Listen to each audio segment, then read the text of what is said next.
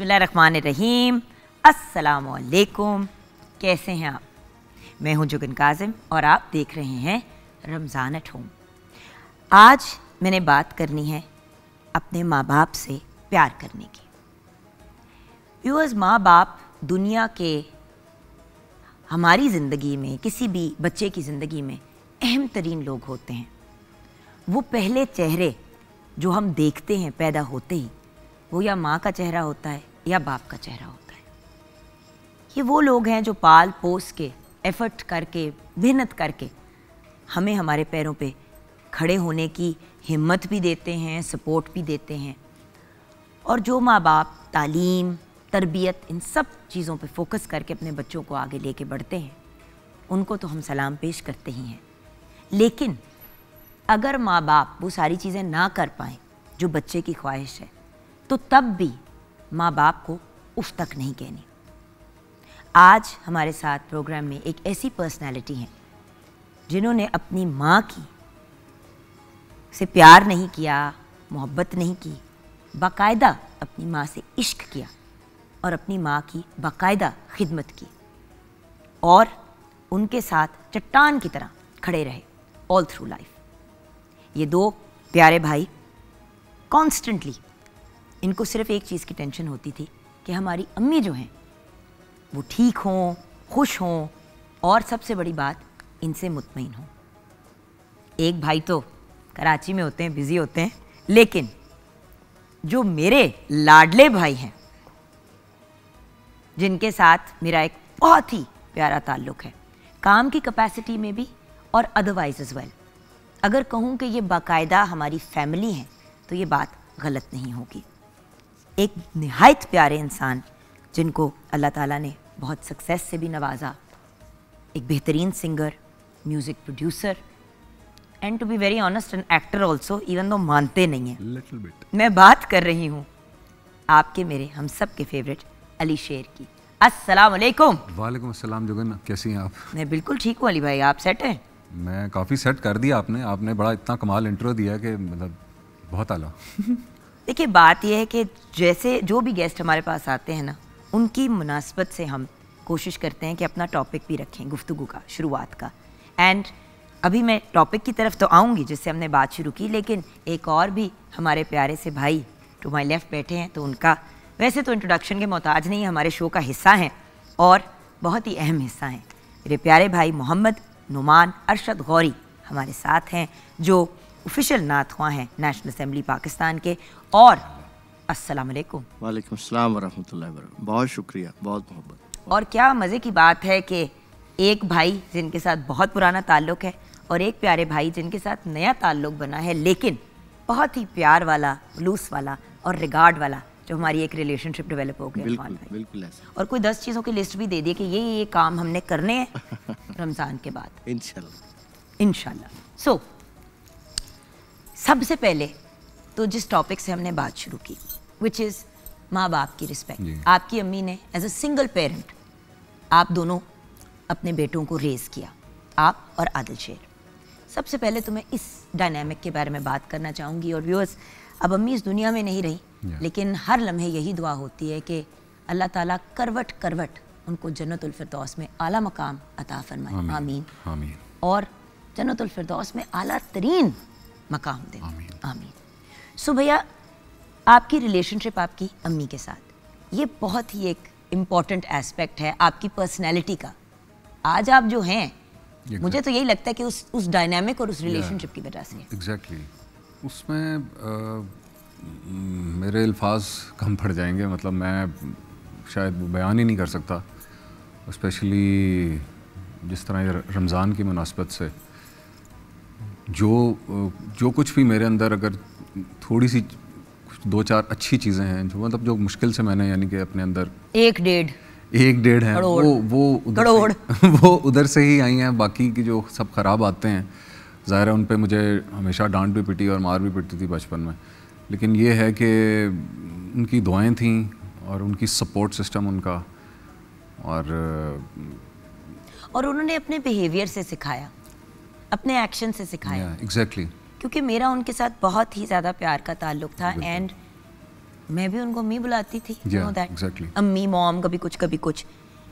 जब मेरी उनसे मुलाकात हुई तो व्यूअर्स मैं एक बहुत ही लॉस्ट फेज से गुजर रही थी। हमजा छोटा सा था, मैं सिंगल मदर थी, मुझे ये नहीं पता था कि मैं आ रही हूँ कि मैं जा रही हूँ। लेकिन जैसे कोई इंसान किसी बिखरी हुई चीज़ को समेट नहीं लेता, वैसे आपकी अम्मी ने मुझे और बहुत से लोगों को आपके समेटा। बारे में ये है कि आपने उनको कभी टेंस करने की, जहाँ तक मुझे याद है, जितनी थोड़ा पहले की बात है, ज़ाहिर है जितना उसमें मैक्सिमम मैं अगर अपना जहन लगाऊं तो वो आप जिस तरह वो बिखरापन है, आपने कभी उनके सामने उस तरह से शो नहीं किया था जितना मेरे सामने आपका उनसे बातचीत रही। तो आपने उनको उस तरह से बड़ा सटल वे में आपने उनको एक बताया अपने बारे में, और फिर एक क्लोजनेस जो होती है तो वो इस तरह से की है कि आपने उनको एक मुसीबत की इस तरह नहीं कि यार एक बड़ा है, अगर वो परेशान है किसी बात पे तो मैं इसको और परेशान करूं। लेकिन देखें, एक सिंगल माँ होते हुए उन्होंने बड़ी हया की मेरी और बड़ा उन्होंने ख्याल किया और बहुत अमेजिंग किस्म के मशवरे भी दिए। एग्जैक्टली मैं हमेशा कहती थी उनको, मुझे याद है आई यूज्ड टू से टू हर, मैं सोचती हूँ उसको ना मैं काम पे साथ ना लेके जाया करूँ, हमजा को शूट्स पे ना लेके जाया करूँ, एमी सेट ये वो व्हाटएवर, बच्चा कल को ये ना कहे। तो मुझे हमेशा ये कहती थी इसको लेके जाओ साथ, इसको पता होना चाहिए कि तुम कितनी मेहनत करती हो और किसके लिए मेहनत कर रही हो, उसको पता होना चाहिए। सो उन चीज़ों से बड़ा फ़र्क पड़ा। और अली भाई आज अगर हमजा माशाल्लाह 18 साल का होने को और हया करता है इतनी मेरी, तो वो इसीलिए करता है ना क्योंकि एक और माँ ने मुझे मशवरा दिया कि तुमने कैसी माँ बनना है। अच्छा, काम के अलावा भी the way you have cuddled him, मतलब I wouldn't say in a motherly way, एक होता है जैसे गॉड मदर होती है, मतलब आपका उसके साथ, अपने बेटे के साथ, हमजा के साथ जो रिलेशनशिप, वो एक तो उसको ये पता था कि ठीक है मेरे लिए मेहनत करती है मेरी माँ, भाग दौड़ करती है सारा कुछ, और यू नो एक एक चीज़ जो है वो हलाल कमाई, और यू नो दिन रात होस्टिंग, और फिर तो उससे उसके अलावा जो आपका मतलब जो मेरी तरफ जो मैंने देखा कि मतलब आपका उससे एक जो इंटरेक्शन इस तरह का था कि मतलब वो बिल्कुल बच्चे के साथ बच्चा बन के, ये बड़ा कम होता है सीरियसली, बिकॉज माँ बाप का ये होता है कि उनका एक होती है ना, एक जगह होती है, तो उससे वो नीचे नहीं आते, चाहे जितना मर्जी प्यार करें, जितना मर्जी कर लेंगे, वो सारा कुछ हो, तो बिल्कुल उसी की उम्र का बन जाना जो है ना, वो है असल मैं समझता हूँ काम। लेकिन अली भाई आप भी तो अब एक पेरेंट है।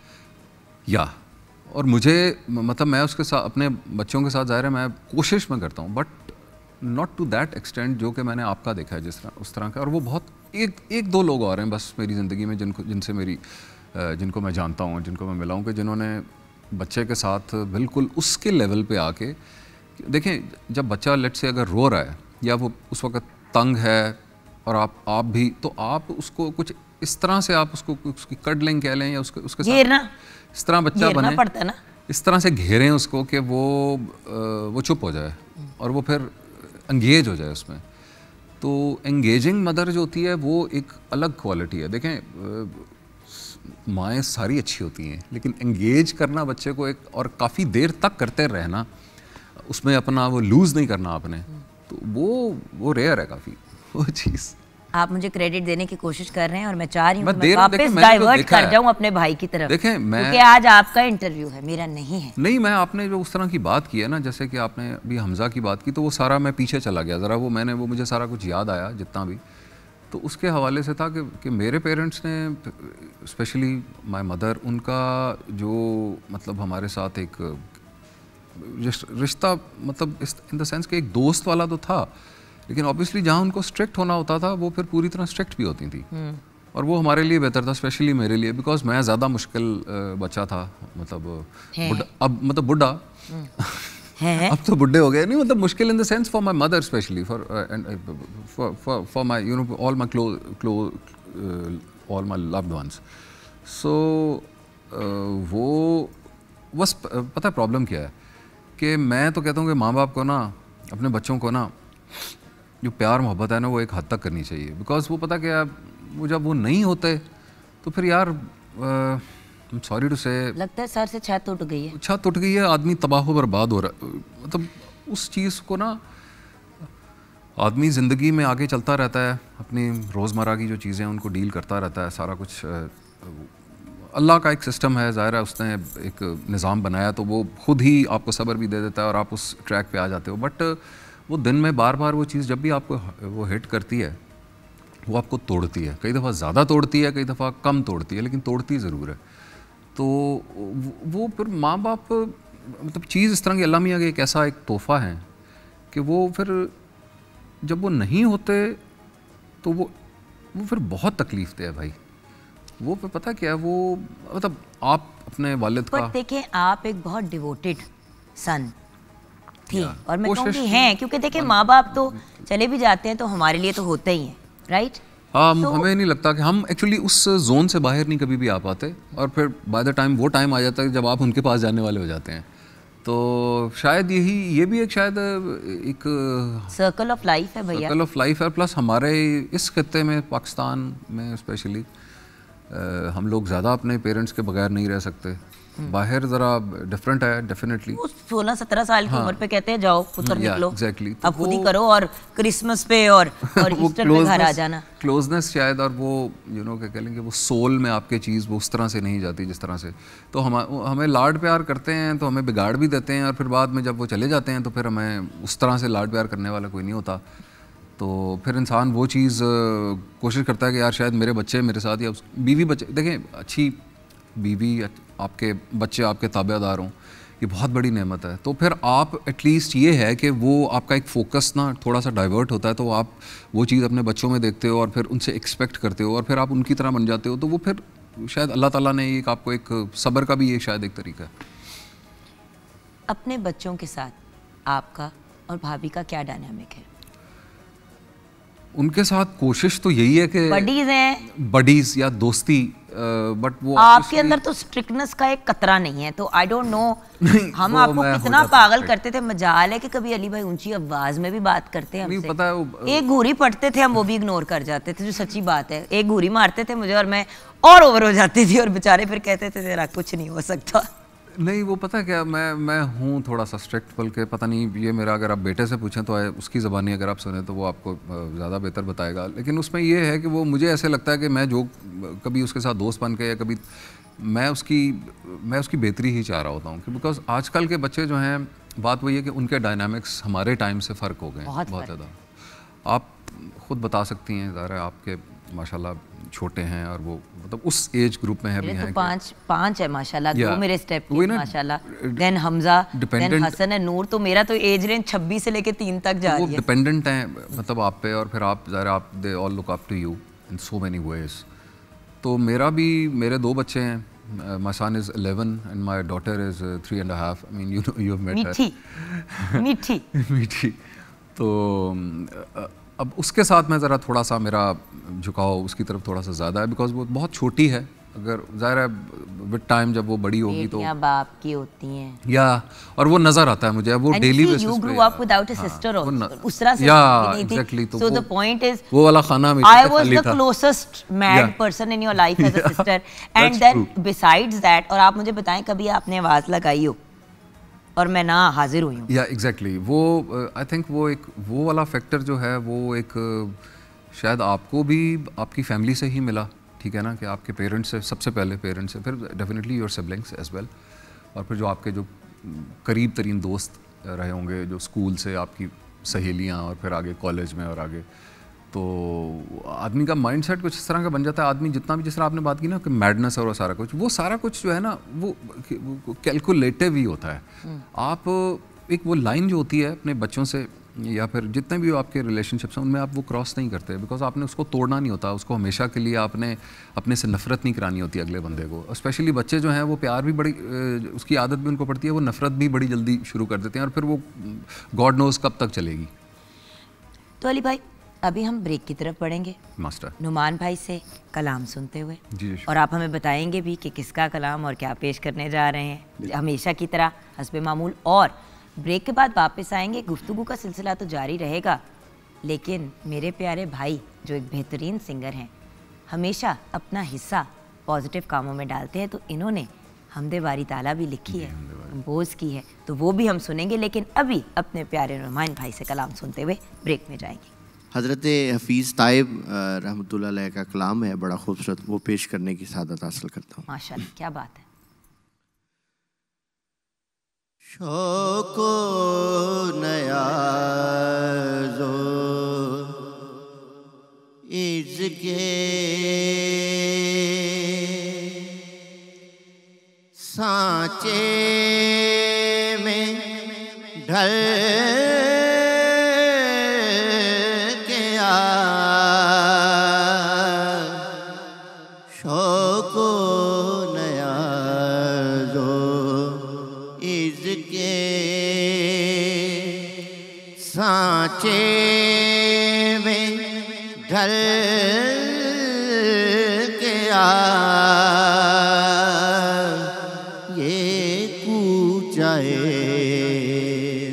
हबीब है पलकों से चल के आ, शौको नयाज़ो इज़के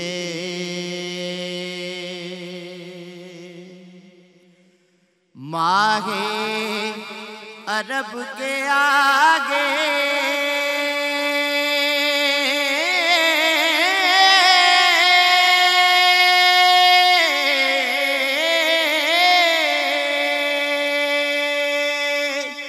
तेरी बात क्या बने,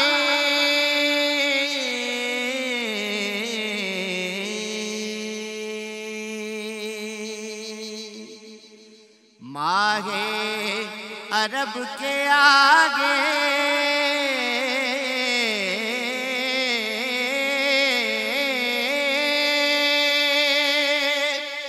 तेरी बात क्या बने,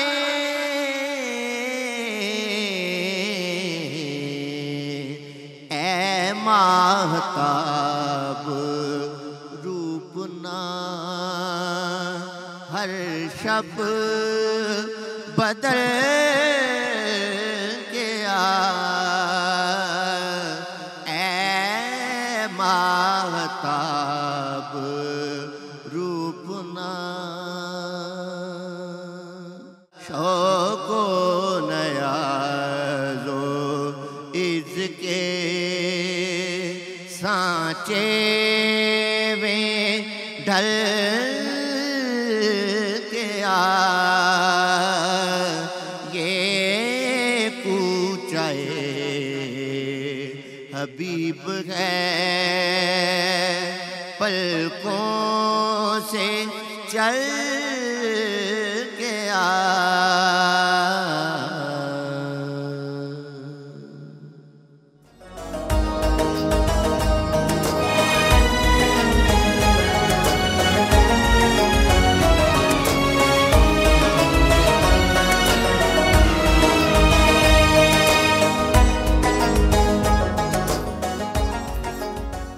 welcome back from the break viewers. आप देख रहे हैं रमज़ान एट होम और आज भाई हमारे अली शेर भाई घर आए हैं, तो ज़रा इनसे पूछें कि भी आप गायब कहाँ थे इतना अरसा? आप रीसर्फेस करते हैं, फिर आप अंडरग्राउंड चले जाते हैं, घसीट के आपको मिनते तरले करके इनको शोज पे बुलाना पड़ता है। मसला क्या है आपको? बिल्कुल आपने सही बात की, मैं वाकई गायब हूँ और थोड़ा सा अंडरग्राउंड कह लें इन द सेंस कि मतलब अभी ज़्यादा काम जो है मैं ये प्रोडक्शंस के हवाले से बाकी लोगों के लिए कर रहा हूँ। अपनी मैंने एक एल्बम अभी बनाई है तकरीबन 2 महीने पहले, वो स्पॉटिफाई पे आई है, बट ऑब्वियसली उसके लिए कुछ म्यूज़िक वीडियोस मुझे अभी करने हैं, कुछ प्लान है, कुछ सोचा हुआ है उसके बारे में। वो पता नहीं कब वो उसको मतलब पाया तकमील तक पहुँचेगा। भाई आपका डायरेक्टर है, खुद आप सिंगर है, मसला क्या है? सारा कुछ घर में है। एग्जैक्टली वो सब कुछ लेकिन है। एक कराची में बैठा हुआ ना, तो उसको बरामद करना पड़ता है। टाइमिंग का बड़ा इसमें चक्कर है और ऊपर आगे से अब ये मौसम भी थोड़ा सा अब आगे जिस तरह से थोड़ा सा सख्त होने वाला है, तो मुझे समझ नहीं आ रही कि वो मैं किस तरह से करूँगा। लेकिन वो ये है कि मोस्टली जो मैं मेरे गायब होने की वजह ये है कि मतलब मैं क्योंकि प्रोडक्शंस म्यूज़िक प्रोडक्शंस मेरा अपना जो रिकॉर्डिंग सेटअप है छोटा सा, और टाइम आप लोगों का सारा रात का ही होता है? हाँ यार, रात का भी, फिर दिन में भी, और फिर अर्ली वो फिर ये होता है कि वो फिर वो जो बच्चों की एक, आपको पता है वो एक उनका जो एक टाइम है, फिर उनका वो स्कूल, और फिर वो भी आपने बीच में उसको सही तरीके से निभाने की कोशिश करनी है, गाड़ी भी because you are both working parents माशाल्लाह ना। या my wife is a proper working parent, like वो तो उसका तो है, प्रॉपर जॉब है उसकी, लाइक वो पढ़ाती हैं। तो मेरा ज़रा ये है कि ऑब्वियसली जिसको कहते हैं कि फ्लेक्सिबिलिटी कुछ हद तक है। हाँ, मेरे में ज़रा थोड़ी आसानी हो जाती है, तो वो उस हवाले से भी है। बीच में से वो एक जो क्रिएटिव आपका वो जो एक कह लें बीच में टाइम होता है, वो आपको उस तरह से करना पड़ता है कि वो उसको आपने कोई ना उसमें फिर कुछ चैलेंज ना बन जाए आपके लिए। और ये आप भी शायद मुझसे बेहतर ही जानती हैं कि आपने एक तरह से बैलेंस इस तरह से किया हुआ है कि दोनों तरफ ये लगे कि यू आर गिविंग योर 100%। कोशिश तो यही होती है। कोशिश नहीं, वो आप नज़र आता है वो, मतलब यूर माशाल्लाह देयर। तो वो उस वजह से ना मेरा ये होता है कि मैंने अब अगर मैं वो एक लंबे एक जो है ना वो स्ट्रेच जो मुझे मिलता है वो छुट्टियों में ही नॉर्मली मिलता है, कि जब वो गर्मियों की छुट्टियां या थोड़ी सी बीच में 10-20 दिन का कोई ब्रेक आ जाए, तो वो फिर वो ये होता है कि वो फिर मैं अपना पुराना वाला जो स्टाइल है कि एक लंबे लंबे स्ट्रेच मारे काम में। उसके अलावा फिर वो मैंने अपने आप को कुछ इस तरह से बना लिया है कि अगर बीच में अगर मुझे ब्रेक आ जाता है तो वो फिर मैंने उसको मैनेज करना है। बचपन का रमज़ान सबसे अच्छा था। कैसा? क्योंकि रखने ही नहीं पड़ते थे रोज़े, छोटे इतने तक तो कोई हमारे से एक्सपेक्ट ही नहीं करता था ना, खुद तो एक पॉइंट पे आके रखने भी पड़ते थे। मैं उस पॉइंट की बात कर रही हूं। रोज़ा खुशाई याद है अपनी पहली? बिल्कुल याद है मुझे, पहला रोज़ा अपना याद है। मैं बताएं। तीसरी जमात में मैं पढ़ता था और गर्मियों की छुट्टियां थी उस वक्त, ज़ाहिर है गर्मियों के रोज़े थे, बस एक जो है तपती गर्मी होता है, तपती गर्मी थी, वाकई तपती गर्मी थी, और दिन भी लंबा, दिन भी शदीद लंबा। तो वो मुझे याद है कि मेरे लिए थोड़ा सा मुश्किल हो गया था, यानी कि मुझे छोटा था, ज़ाहिर है समझ नहीं आ रही थी कि यार, फिर ये भी पता था कि यार नहीं कंट्रोल करना है, कुछ खाना पीना नहीं है, और फिर ज़ाहिर है आपके वो एक चीज़ सिस्टम में नहीं आई होती, तो आप कई दफ़ा ना भूल के कुछ खाने लगते हैं, देन यू रियलाइज़ कि नहीं यार। तो वो मेरे लिए ज़रा एक बड़ा एक फ़र्क सा एक एक्सपीरियंस रहा। लेकिन ये है कि वो उस पहले रोज़े ने फिर मुझे आहिस्ता आहिस्ता इस ट्रैक पे चलाया, ट्रेन कर दिया कि अब वो ये होता है कि अब यार वो कोशिश होती है कि यार बस कुछ हो जाए, रोज़ा ना मिस हो। और वो बचपन में अगर आप अपने आप को उस लाइन पे ले आओ, चाहे 1 या 2 से स्टार्ट करें, आप बहुत छोटे हों तो बल्कि मैं कहता हूँ कि बच्चों को रोज़े रखवाने चाहिए, क्योंकि उनको आदत तभी से पड़ती है और वो उनको पता चलता है कि यार अच्छा यार ये भूख प्यास जो है, ये मेरे ऊपर इस वक्त मुझे है और ये बाकी दिनों में नहीं होती, तो ये रमज़ान में कि ये इसकी स्पेशल बात है और इसी को ही जो है ना इसी के ऊपर ही आपने बेस करना है अपना सारा का सारा सिस्टम और सारा का सारा ज़िंदगी जो है ना, उसका दारोमदार जो है ना वो इसी पे ही होना चाहिए। कि बेसिकली जो कह लें कि कुर्बानी है, इसार है, वो मतलब वो आपको ना यही महीना सिखाता है। और वो बचपन में जब हम रोज़े रखते हैं तो हमें ज़्यादा एहसास होता है इस चीज़ का। इस एज पे रोज़े, और अब बेटा तो रोज़े रखता होगा जी, उसको अभी थोड़ा अभी छोटा है ज़ाहिर है, तो उसको अभी वीकेंड्स पे फिर इस जुमे का नहीं छूटने देते कि यार नहीं जुमे का जो है ना वो लाजमी रखना है, तो फिर उसके वीकेंड। खुद रोज़े रखने के बाद बच्चे को पहला रोज़ा रखना कैसा लगा? ये बड़ी एक अजीब सी फीलिंग्स होती हैं, जो चीज़ें हमने कर ली होती हैं फिर एकदम से जब बच्चों के साथ कर रहे होते हैं ना, जिस तरह I remember when I took Hamza to school for the first time, I was like, तो यानी कि ये मेरी माँ पे गुजरी थी जब वो मुझे छोड़ के जा रही थी। अपना बचपन आपको वो वाला टॉडलर्स वो एज जो है वो आपको अपने सामने पूरी वो एक फिल्म चल पड़ती है। तो अगर रमज़ान के हवाले से अगर बात करें तो इसमें मेरा बेटा जो है वो थोड़ा ज़्यादा एक्सप्रेसिव है। मैं भी था बचपन में, यानी कि मैंने 2-4 दफ़ा आई थिंक ये मैंने थोड़ी शिकायत या कह लेंगे थोड़ा सा मुझे जब वो हुआ कि यार रोज़ा लगना शुरू होता है जब, तो तब मैंने की। लेकिन वो he is more open about it. जैसे मैंने बताया आजकल के बच्चों के डायनामिक्स फ़र्क हैं। वो अच्छी बात है ना, एटलीस्ट अंदर तो नहीं रखते।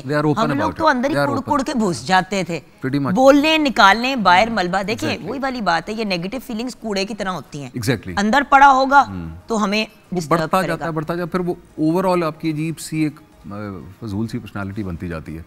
तो वो उसका ये है कि वो जो कुछ भी होता है वो उसी वक्त ही बस बता देता है, आपको एक्सप्रेस कर देता है और उसके 15-20 मिनट के बाद फिर वो नॉर्मलाइज सेट हो जाता है, मतलब वो अंदर नहीं रखता। तो वो रोज़े के हवाले से भी उसका ये था कि जब थोड़ा सा 3-4 बजे के बाद देन ही स्टार्टेड सेइंग कि जी मुझे अब ना रोज़ा लग रहा है, मुझे भूख भी लग रही है। तो मैंने हिसाब लगाया कि वो फिर क्योंकि उस वक्त मुझे भी लग रही थी, तो इसकी आपको मैंने नोट किया कि वो आपको ट्यून अप करना पड़ता है। आदत जो है वो आपको बस वो अपने आप को उसके अंदर ना उस डिसिप्लिन के अंदर खुद लाना पड़ता है, रोकना पड़ता है। अल्टीमेटली तो ट्रेनिंग ग्राउंड है ना, 20 दिन का ट्रेनिंग ग्राउंड है कि अगले 11 महीने इंसानों की तरह गुजारना। मसला ये है कि चांद रात को ही सारी इंसानियत भाग जाती है, लेकिन खैर ये हम किसी और प्रोग्राम में डिस्कस करेंगे। अभी जो मैं जानना चाहती हूँ वो ये है कि मुस्कुरा ही रहे हैं तो ये बताएं कि फिर गाने की इजाज़त कैसे मिली? देखिए आपकी फैमिली में इतनी कोई ये वो वाली क्या नहीं, वो म्यूजिक वाला तो उसमें कोई भी नहीं था। हाँ एग्जैक्टली। तो वो शुरू में जाहिर बात है वो देखिए मुझे भी बहुत बाद में जाके ना एहसास हुआ कि कब हुआ कि मैंने गाना है, किस एज पे हिट किया?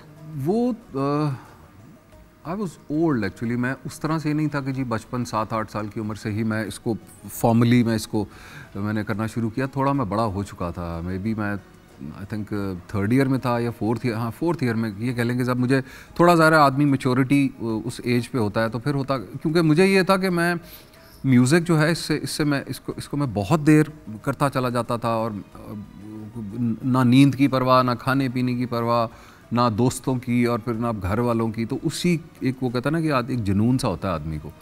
तो फिर वो with the passage of time जब वो मैंने कुछ 2-4 महीने में ये चीज़ डिसाइड नहीं की थी और फिर वो मेरा, चूँकि मैंने किसी को बहुत बड़े को बताया भी नहीं था कि यार मैं ये करने लगा हूँ, मैं म्यूजिशियन बन चुका हूँ, या मेरा इस तरह नहीं था। मैंने उसको बड़ा पर्सनल सा था मेरा ये काम, लेकिन मैं चूँकि उसको टाइम बहुत ज़्यादा उसमें मेरा लग रहा होता था, तो वो फिर you know in my family, especially my parents and my younger brother, my friends, वो उन्होंने उसको फिर थोड़ा सा खुद से ही ना एब्जॉर्ब करना शुरू कर दिया कि नहीं यार इसका रुझान कुछ है, यही करना है, हाँ बाज नहीं आना, लग रहा है कि ये हाँ। तो कुछ फिर दोस्तों ने ज़्यादा जो कुछ दोस्त भी मुझे अच्छे मिले उस टाइम पे जो मेरे साथ कॉलेज में थे, स्कूल से भी आगे, तो उन्होंने फिर इस तरह से कहा, उन्होंने कहा कि यार इसको तू ज़रा थोड़ा सा और सीरियसली क्यों नहीं करता।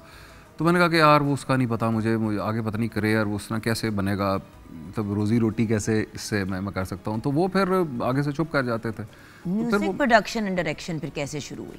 वो देखिए मैंने सिंगिंग तो आप बहुत जल्दी माशाल्लाह एस्टैब्लिश हो गए थे। सिंगिंग में मेरा ये था कि मैं गाने का जो मुझे शौक था और वो जो एक वो था वो मुझे बहुत पहले से था, काइंड ऑफ बचपन से ही था और मैं बहुत रेगुलरली मतलब मैं गाता होता था, कभी फैमिली में या फिर स्कूल वगैरह। स्कूल में मेरा ये था कि स्कूल में इत्तेफाक है मैंने कभी भी नहीं गाया।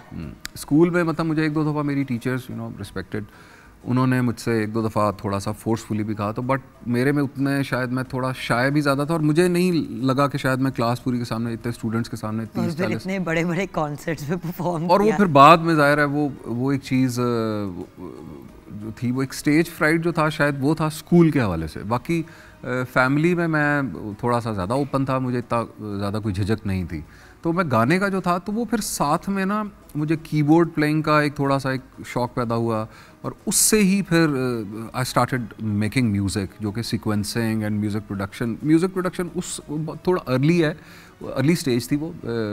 उसके बाद फिर आहिस्ता आहिस्ता फिर स्टूडियोज़ जाना शुरू किया। पहले सिर्फ देखा जाके सीखा कैसे? देखिए बाहर के मुल्क में तो म्यूजिक प्रोड्यूसर को मेरी एक्चुअली बहुत सी पढ़ाई के मरलों से गुजरना जी पढ़ाई थोड़ी सी कॉम्प्रोमाइज़ भी हो जाती है इसमें। आप बिल्कुल आपने सही बात की है कि वो मरहले जो हैं वो आपको नहीं फिर याद रहते, फिर आपकी ना वो साइड में होना शुरू हो जाती है। तो that is where when your parents they come in and फिर वो एक लाइन ड्रॉ कर देते हैं कि यार अब ये तो आप कर रहे हैं, ठीक है आपका ये पैशन है, लेकिन जो पढ़ाई वगैरह है तो वो फिर ज़ाहिर है वो फिर आपको खींच के वापस लाते हैं और फिर वो एक किसी तरीके वो बैलेंस एक बन ही जाता है। लेकिन आपका दिल फिर भी जो है ना वो म्यूज़िक और इन चीज़ों की तरफ ही होता है।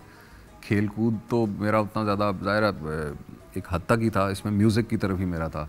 तो फिर वो स्टूडियोज़ विज़िट करना शुरू किए और इसमें ये था कि जब वो फिर घर वालों ने स्पेशली इसमें ज़ाहिर है मेरी अम्मी की मुझे बहुत सपोर्ट रही ज़्यादा, तो फिर उन्होंने भी सपोर्ट किया। उन्होंने देखें, उन्होंने मुझे जब मेरा ये इतना ज़्यादा इस चीज़ में मेरा एक लगन कह लें या पागलपन, जुनून, जिस तरह भी, in a good way, obviously in a positive way मैं ये कह रहा हूँ, तो ऑब्वियसली वो भी बाकी जो आपके पेरेंट्स होते हैं उसमें से स्पेशली बाप जो होते हैं, मेरी अम्मी का ये था कि वो पढ़ाई के मामले में बड़ी स्ट्रिक्ट थी, वो मतलब मुझे मारें भी पड़ जाती होती थी। उनका ये था कि मेरे वालिद ने कभी मुझे मारा नहीं, ठीक है ना, किसी भी चीज़ पे, ना पढ़ाई पे ना किसी और चीज़ पे, तो वो, लेकिन वो ये था कि वो फिर जब उन्होंने मेरा ये देखा तो फिर मैंने उनके साथ we had a sit down, you know, एक मैंने उनके साथ एक छोटे से सिट डाउन मैंने उनके सिट डाउन उनके साथ मैंने किए, तो मैंने उनको पूरा बताया कि जी अब मुझे लगता है कि मुझे यही करना है और मुझे इसमें ही मज़ा आता है, और मैं आपके सामने आया, मतलब आते जाते आप भी, क्योंकि वो गवर्नमेंट सर्विस में थे तो उनके साथ इंटरेक्शन मेरा अपनी वालदा की निस्बत कम रहता था, तो वो क्योंकि उनकी पोस्टिंग्स होती थी, हम लाहौर में होते थे, तो वो बस 2 दिन के लिए आए, कभी महीने बाद आए, कभी 1.5 महीने, तो वो फिर उनसे मैंने फिर बात की, फिर उन्होंने मुझे सपोर्ट किया, उन्होंने मेरा फिर पहला जो मेरा स्टूडियो है, जो कि फिर आहिस्ता आहिस्ता फिर ज़ाहिर है मैंने किया, वो मुझे लगा के दिया। उन्होंने कहा कि चल यार मैं तुझे कंप्यूटर, माइक्रोफोन्स, यार ये तू देख ले, जाके दोस्तों से पूछ ले। That was back in 2002 and 3, मैं 3 की बात है। तो वो बस फिर उसके बाद से फिर वो ज़ाहिर है घर पे मेरी माँ थी, मेरा भाई था मोस्टली, तो वो फिर सारा 2-4 दोस्त भी, उनको भी मैं, और फिर मेरी फैमिली में भी 2-4 मेरे रिलेटिव्स भी, स्पेशली मेरे मामू और मेरी खाला, वो भी डेफिनेटली थे, और कज़न्स भी। तो वो फिर एक क्लोज, यू नो, वो एक कह लेंगे सर्किट उस तरह से, तो वो उसमें फिर थोड़ा सा कॉन्फिडेंस जब बना, तो फिर मैंने आहिस्ता आहिस्ता अपने गाने बनाना शुरू किए। फिर पहले तो मुझे कॉन्फिडेंस ही नहीं था, मैं कहता यार बस कवर की हद तक ठीक है, बाकी ठीक है, कहीं गा लेंगे, कहीं कोई फंक्शन होगा, कोई शादी होगी, कोई कॉन्सर्ट वगैरह, वो कवर्स करेंगे। तो फिर आहिस्ता आहिस्ता वो फिर कॉन्फिडेंस आया, फिर डेवलप होते होते चीज़, तो और मैं आज आपके सामने बैठा हूँ एक हमदे बारी ताला, और बल्कि मैंने उसी की तरफ अब बढ़ना था। उसको हसन मलिक मेरे बड़े अच्छे और बड़े पुराने दोस्त हैं, उन्होंने इसको पेन डाउन किया है, और जुल्फ़कार अली साहब जो हैं, जुल्फ़कार अली अतरे साहब, उनकी ये कंपोजिशन है। बाकी म्यूज़िक और रिकॉर्डिंग और प्रोडक्शन वो मैंने अपने स्टूडियो में किया, खुद किए। और अब पहली बार इसको मैं यहाँ PTV के प्लेटफॉर्म से मैं इसको आपके प्रोग्राम के आपके तवस्सुत से मैं इसको यहाँ पे अभी परफॉर्म करूँगा इंशाल्लाह। तो आई होप आप सब लोग इससे इंचैंट होंगे या फिर मेस्मराइज। नेकी और पूछ ये क्या बात हुई। हम तो चाहेंगे कि अब, क्योंकि हम तो पता क्या जोगन, कोई भी चीज़ बनाते हैं ना, कोई भी, तो हमद का और नात का तो एक लेवल ही कुछ और है, लेकिन वो हम इतनी बार सुन चुके होते हैं ना कि हमारी एट टाइम्स, बल्कि most of the times objectivity जो है ना वो ख़त्म हो जाती है।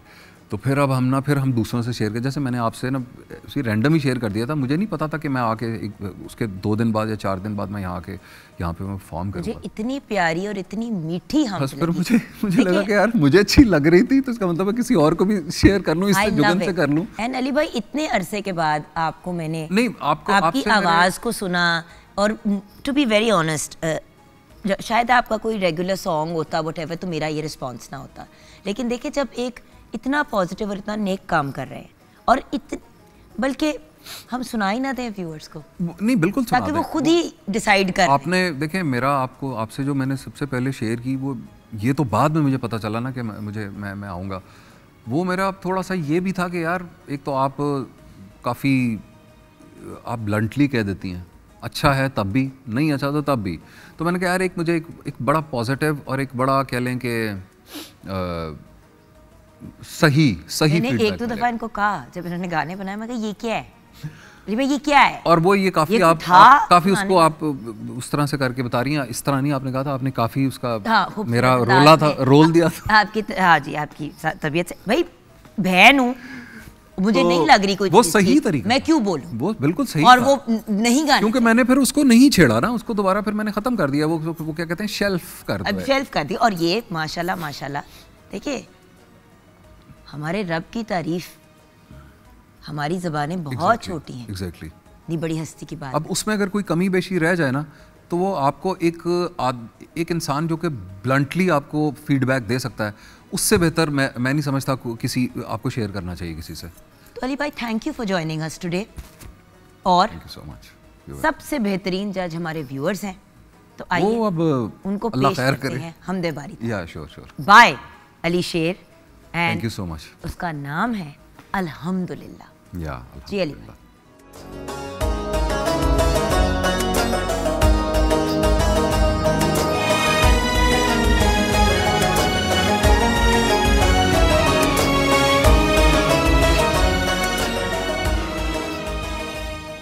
Welcome back from the break viewers. आप देख रहे हैं रमज़ान एट होम।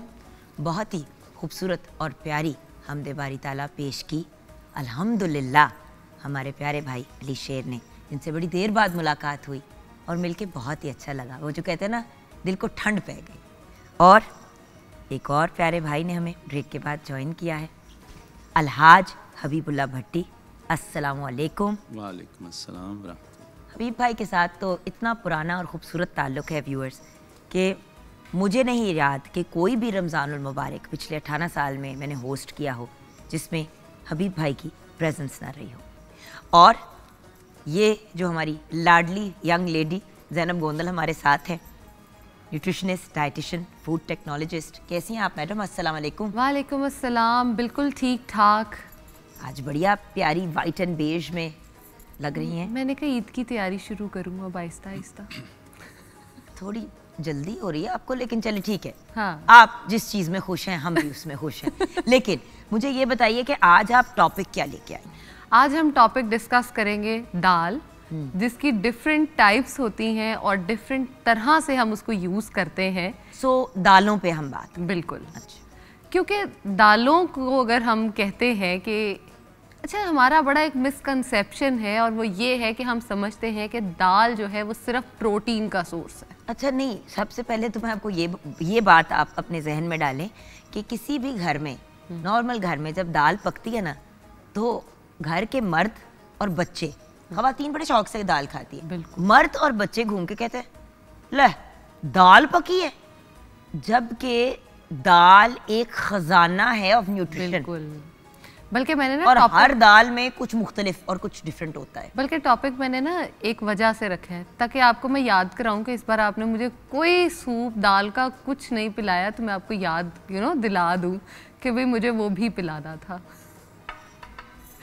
अच्छा जी, मैं आपको खुद बना के पिलाऊंगी हाथों और वो बड़ा मजे का बनता है ना, इसलिए दोनों से। हाँ जी, वो दाल के सूप की रेसिपी तो आपने दी थी, लेकिन और फिर उसको ठीक मैंने किया। लेकिन जो आप बनाती बनाती हैं, रेसिपी दी थी ना, लेकिन जो आप बनाती हैं उसका एक मजा, शायद प्यार डाल देती हैं ज्यादा, इसलिए मुझे ज्यादा जोर का उसके अंदर मैं प्यार डालती हूँ। बट वही वाली बात है ना व्यूअर्स के, देखे रमज़ानुल मुबारक में ही हमने ये सिलसिला शुरू किया। लास्ट ईयर आपने दालों पे बात की, आपने दाल का सूप बताया। अच्छा, इफ्तार पे जब हमने दाल का सूप चखा, मैंने कहा खुदा का खौफ करो ज़ैनब, इसको थोड़ा मॉडिफाई करना है। हमने सिर्फ उसके अंदर थोड़ा लहसुन, थोड़ा अदरक, 2-4 चीज़ें उसमें ऐड करके, बिल्कुल उसको मॉडिफाई करके। देखिए कोई भी चीज़ व्यूअर्स बद जायका नहीं होती। अल्लाह ताला की बनाई हुई हर चीज़ लजीज है और उसके अंदर इतने बेनिफिट्स और इतने न्यूट्रिएंट्स होते हैं कि अगर कोई इंसान कोई मॉडिफाइड चीज़ बनाने की कोशिश भी करे ना, नहीं बना तो वो कॉपी कर सकता है, उसमें एडिशन कर सकता है, कोर से वो चीज़ नहीं बना सकता। ट्रू, ऐसे ही है। सो ये बताइए कि इनके बेनिफिट्स हैं क्या? आपने कहा लोग सोचते हैं सिर्फ प्रोटीन, तो और क्या क्या है दाल में? दाल में अगर प्रोटीन है तो उसका डबल इसके अंदर कार्ब्स मौजूद हैं। और हम गलती ये करते हैं कि हम दाल को रोटी और चावल के साथ खा रहे होते हैं, जिसका मतलब ये है कि आप ये समझें कि हम रोटी को चावल और चावल को रोटी के साथ खा रहे होंगे। इसकी एग्जाम्पल बिल्कुल सेम है, क्योंकि हमने कार्ब्स को कार्ब्स के साथ अगर लेना है तो वो फिर वही सिलसिला हो जाएगा बॉडी में। अब दाल को चावलों के साथ खाना कदरन बेहतर है रोटी के साथ खाने से, इसलिए क्योंकि दालों का जो ग्लाइसेमिक इंडेक्स होता है वो बहुत लो होता है। इसलिए डायबिटीज़ के जो पेशेंट्स हैं, अगर वो दालों का इस्तेमाल करते हैं तो वो अपनी डायबिटीज़ को बहुत अच्छे तरीके से मैनेज कर सकते हैं। बहुत ज़्यादा उनका जो शुगर लेवल होता है वो हाई नहीं होता। और चावलों का ग्लाइसेमिक इंडेक्स जो होता है वो हाई होता है, तो वो लो और हाई ग्लाइसेमिक इंडेक्स जो है वो बैलेंस आउट हो जाता है।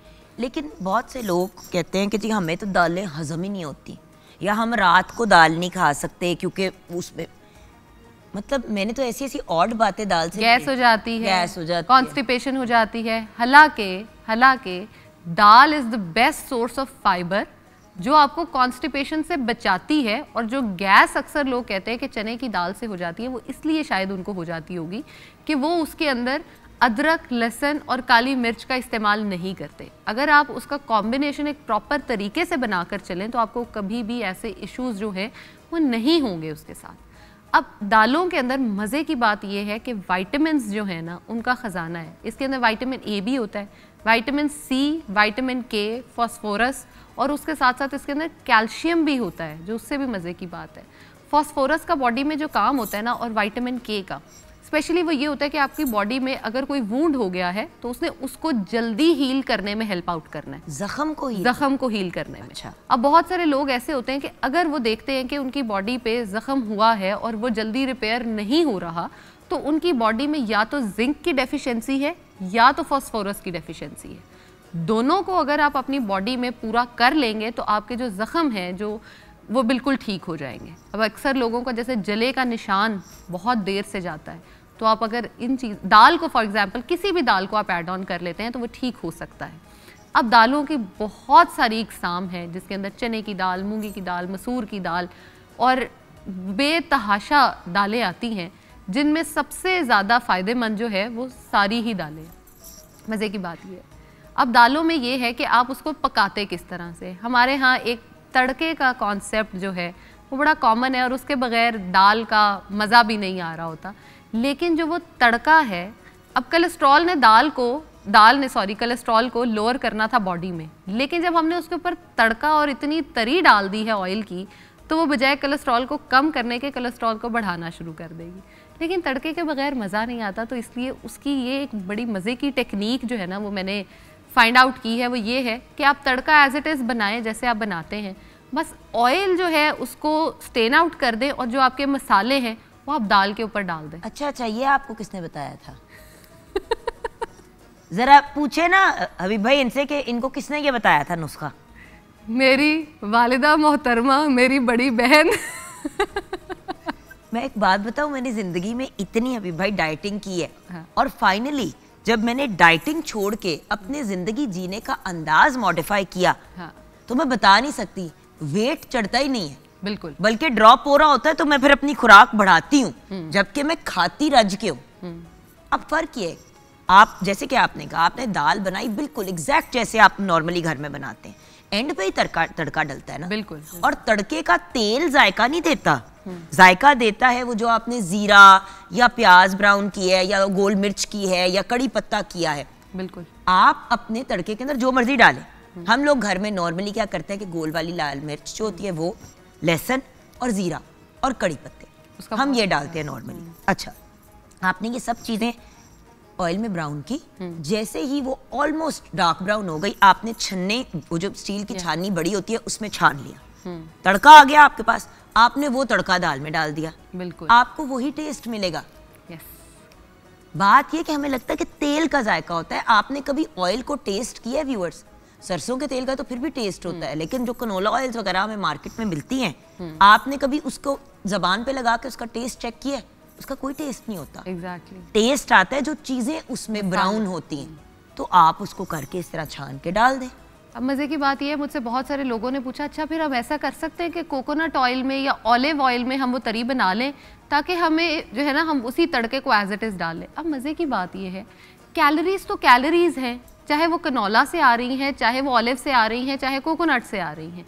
आपने सिंपल उन अगर कैलोरीज को आप माइनस, 1000 गुना बेहतर ये है कि आप कोकोनट के तेल का 1 चम्मच पी लें, वो आपको बेहतर रिजल्ट देगा।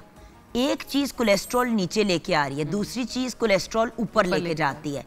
जब आप लड़ाई करेंगे उन दोनों के बीच में, तो वो आके अपने आप को कैंसल आउट कर देगी और फायदा आपको किसी का भी नहीं होना। ऐसे ही है, बिल्कुल ऐसे ही। कोलेस्ट्रॉल अगेन हर तेल से नहीं बढ़ता, लेकिन और थोड़ा बहुत तो आपने लेना ही लेना है। जिसका हाई कोलेस्ट्रॉल भी है उसको ऑयल लेना पड़ेगा, क्योंकि उसकी डाइजेशन वर्दा खराब हो जाएगी, ऐसे ही उसकी स्किन खराब हो जाएगी, 100 और मसाइल होंगे। लेकिन तरीका, बिल्कुल मॉडिफिकेशंस। अब लोग बहुत मॉडर्न होके ये बात कहते, मैं तो वेजिटेरियन हूँ। भाई आप वेजिटेरियन तो हो गए हैं, लेकिन क्या प्लांट बेस से आप अपने प्रोटीन्स पूरे कर सकते हैं? और दालें बहुत अच्छी सोर्स है। आप वेस्ट में देखें, बिल्कुल, जो लोग वेजिटेरियन होते हैं या पेस्केटेरियन होते हैं, बट दालों का इस्तेमाल बहुत करते हैं वो वहाँ। दाल की रोटी बन रही होती है, जैसे बेसन की रोटी हम खाते हैं, और दाल सालन में भी आ रही है, सूप में आ रही है। उसके अलावा आपके जो शेक्स या आपके जो जूसेस बन रहे हैं उसमें इस तरह की चीज़ें यूज़ की जा रही होती हैं जो आपके प्रोटीन के लेवल्स को पूरा करते हैं। लेकिन हम करते क्या हैं, वेस्ट को तो हम फॉलो करते हैं लेकिन हम पूरा फॉलो नहीं करते। हम थोड़ा सा जाते हैं उसके पीछे और फिर हम वापस भागते चले आते हैं कि नहीं जी नहीं, हमसे तो नहीं हो रहा, हम तो नहीं कर पा रहे।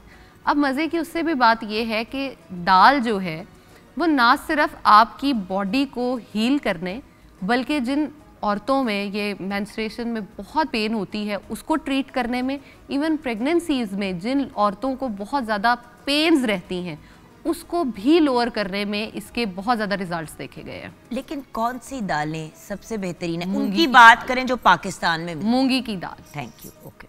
खिचड़ी में खाएं आप उसको जो है वो सैलड्स में ले लें। हमारे सैलड में हम सिर्फ चने इस्तेमाल करते हैं, हमने कभी दालें नहीं डाली। हालांकि दाल अगर सैलड में डाली जाए तो उसका चनों से ज़्यादा मज़ा आता है और वेरिएशन आप ला के उसको खा सकते हैं। अब अगर चनों की मैं बात करूँ तो चनों का जो शोरबा है उसकी जो आप समझे ताकत है बॉडी में जो जानी है, वो एज़ कम्पेयर टू मटन का शोरबा और ब्लैक चनों का शोरबा ऑलमोस्ट इक्वलेंट आपको एनर्जी दे रहे होते हैं। आपकी एनर्जी बॉडी की बूस्ट हो जाएगी। तो आप चाहे चने खा रहे हो या सिर्फ शोरबा उसका ले रहे हो, that is totally on to you. अगर आप शोरबे के साथ चने खा लें तो वो शायद एक बेहतर, और बड़े लोग आपको कहेंगे कि चलो फिर सिर्फ शोरबा खा लो, प्लीज़ चने भी खाएं, क्योंकि जो फाइबर आपको मिल रहा है वो तो अपनी जगह एक बड़ी इंपॉर्टेंट चीज़ है। देखिए चीज़ों को मॉडिफाई, अब सेब खाते हैं उसका छिलका भी उतार देते हैं, अंदर से भी उसके वो एंड में इतना सा एक पीस सेब का रह जाता है जो आप खा रहे होते हैं। सेब का छिलका बहुत अच्छा है, उसको अच्छे तरीके से साफ़ करें, सिरके वाले पानी से एक दफ़ा अच्छी तरह रिंस कर ले ताकि उसके ऊपर जो भी कोई बैक्टीरिया वगैरह चीज़ें हैं वो उतरें ताकि फाइबर जाए। फाइबर बहुत ज़रूरी है। कॉन्स्टिपेशन 90% बीमारियों की रीज़न है। बिल्कुल। अब अगर आपने दालों को यूज़ करना है तो जैसे आपने कहा रात एक तो सालन हो गया ना, उसके अलावा बताएं। सूप हो गया दाल का। तीसरा सैलड्स में हो गया। नंबर 4 आप खाली उनको बॉईल करके, और जैसे हम मसाला बनाते हैं अपना सॉर्ट ऑफ सालन नहीं, शोरबे वाला या वो चीज़ नहीं, आप उनको सिंपल मसाले में, जैसे माश की दाल स्पेसिफिकली बनती है ड्राइड फॉर्म में, आप उसको ड्राई करके अपने पास रख लें और आप सारा दिन in the form of snacks आप यूज़ कर सकते हैं। जैसे हम बात करते हैं कि फूल मुखाना जो है आप उसको रोस्ट कर सकते हैं इन द मसाले की फॉर्म में और आप उसको अपने स्नैक में रख लें। जब आप फूल मुखाना को रोस्ट कर रहे हो उसी के अंदर आप दाल को भी रोस्ट कर लें और उसको उसके साथ रख लें, तो बहुत मज़े का कॉम्बिनेशन बनेगा और उसका एक जो मसाले वाला टेस्ट है वो बहुत अच्छा आपकी बॉडी में जाएगा। और एक और चीज़, दाल बहुत से लोग जो हैं वो दाल ले लेते हैं मूंग की, उसके अंदर पैकेट्स में, देखिए वो फ्राइड होती हैं और उसमें सैचुरेटेड फैट बहुत होता है। बिल्कुल। आप इसी तरह दाल को एक दफ़ा अच्छे तरीके से साफ़ करके उसके ऊपर हल्का सा कोई कोकोनट ऑयल, कोई भी किस्म का एक ऑयल लगा के आप उसको अवन में डाल के बेक कर लें, जिस तरह लोग ग्रेनोला बनाते हैं। आप घर में ही अपने लिए एक निम्को तैयार कर लेंगे, बिल्कुल, जो सेहत के लिए भी अच्छी होगी। अगेन व्यूअर्स, छोटी छोटी मॉडिफिकेशंस होती हैं जो हमें एक सेहतमंद ज़िंदगी की तरफ लेके जाती है। और मैं बार बार मॉडिफिकेशंस कह रही हूँ, मैं डाइटिंग से मना कर रही हूँ। ऐसे व्यूअर्स, इतने सालों से एटलीस्ट 15 साल तो मैंने ज़िंदगी की डाइटिंगें की हैं, एंड ऑनेस्टली व्यूअर्स, अंदर से मैदा उड़ जाता है, आपकी हड्डियाँ कमज़ोर हो जाती हैं, आपके जिस्म में अजीब अजीब दर्द होते हैं और एनर्जी भी नहीं होती। सो लाइफस्टाइल को चेंज करें।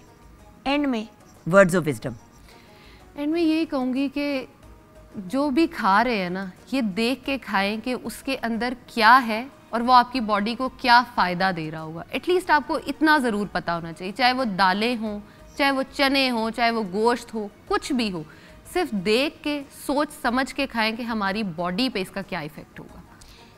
Thank you so much for joining अस ज़ैनब। अब आपके सेगमेंट को क्लोज करेंगे अलहाज हबीबुल्लाह भट्टी। अरे ज़ायरो तुम हरम जा रहे हो, बसद एहतराम एक पयाम अर्ज करना, रोज़ायत हर पे जब हाज़री हो, मेरा भी नबी से सलाम अर्ज करना, ये कहना कि एक उम्मती बेसहारा, या रसूल अल्लाह ये कहना कि एक उम्मती बेसहारा है, बेचैन वो दर्द फुरक़त का मारा, ये कहना मदीने से वो दूर रह कर फिरे दर बदर, सुबह शाम अर्ज करना। तड़पता है दिल और बरसती है आँखें, बराए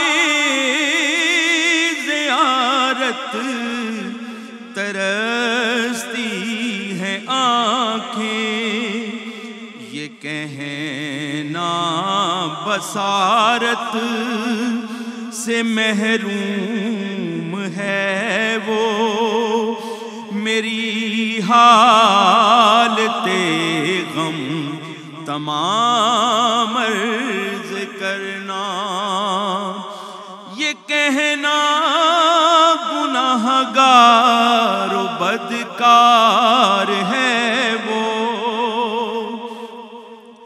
खताओं पे अपनी शर्मसार है वो, निगाहे करम का तलबगार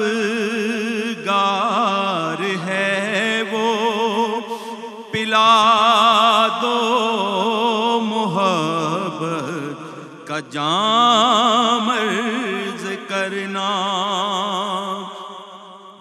हो मक्के से तैबा की जानिब रवाना, नजर आशिकाना हो दिल आरफाना,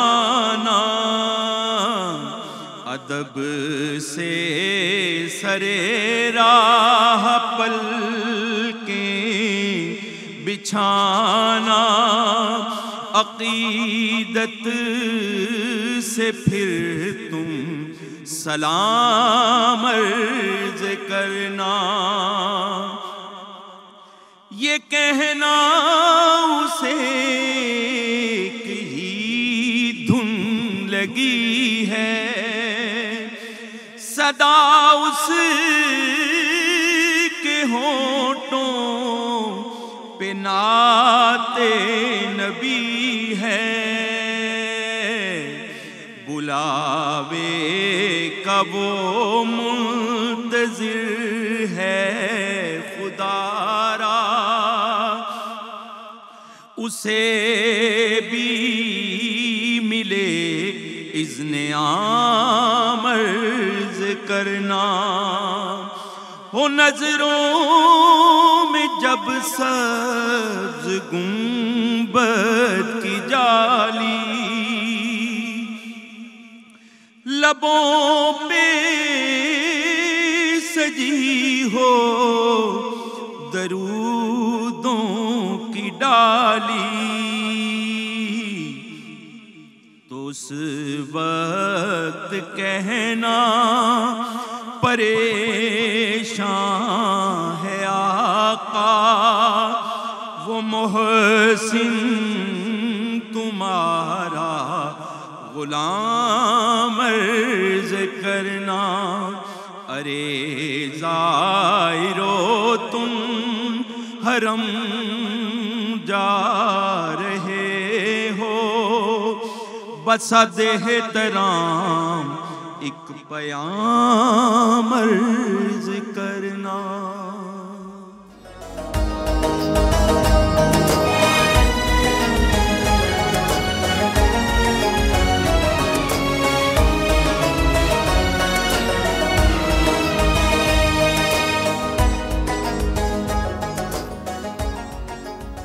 welcome back from the break viewers.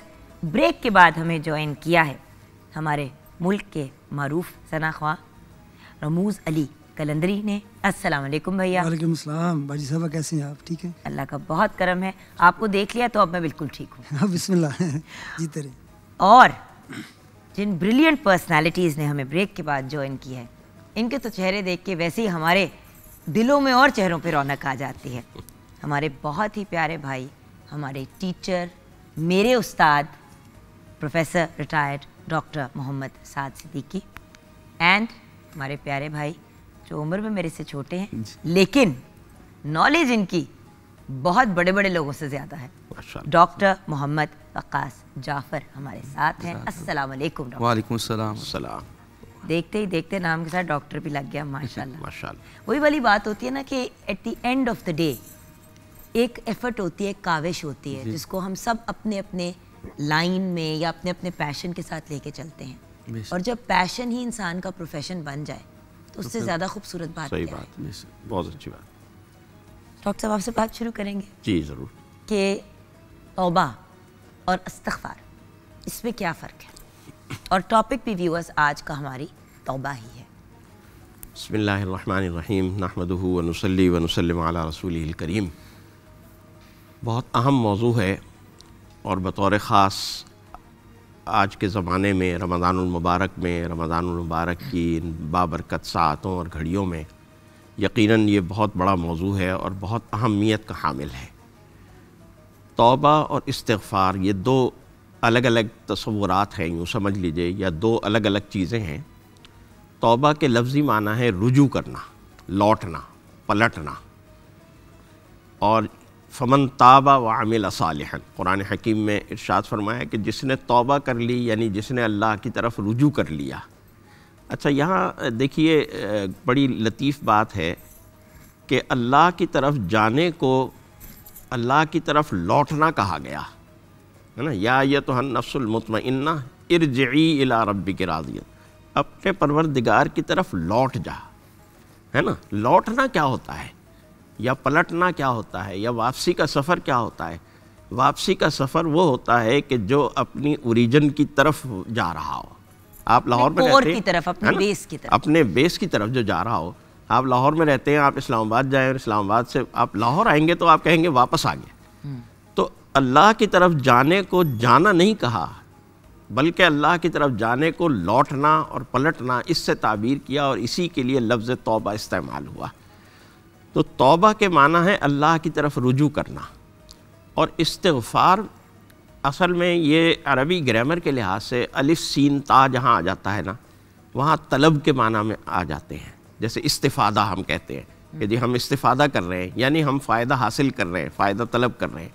तो इस्तिग़फ़ार का मतलब है अल्लाह से मग़फ़िरत तलब करना, अल्लाह से अपने गुनाहों पर माफ़ी मांगना, अल्लाह के सामने गिरिया उज़ारी करना, अल्लाह के सामने अपने कसूरों का एतराफ़ करना, उस पर नदामत और शर्मिंदगी का इजहार करना।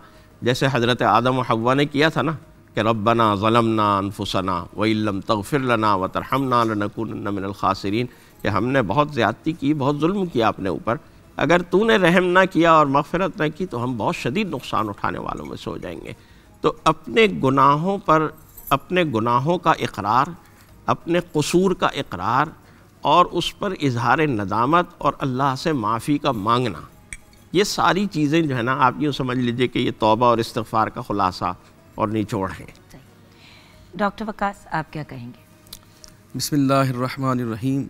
नहायत मशकूर हूँ, पहले आपने बुलाया और हम आखिरी अशरे के अंदर इस वक्त मौजूद हैं और सरकार दो आलम सल्लल्लाहु अलैहि वसल्लम की अहादीस मुबारका से हमें बात अयां होती है कि अल्लाह ताला के रसूल ने इस माह को भी 3 हिस्सों में डिवाइड किया। पहला रहमत था, फिर मग़फ़िरत था, फिर जहन्नम से आज़ादी।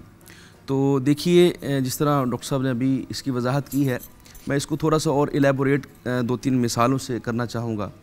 देखिए एक तो है ना इस्तिग़फ़ार, यानी इस्तिग़फ़ार जो है ना ये पहला स्टेप है तौबा की तरफ जाने के लिए।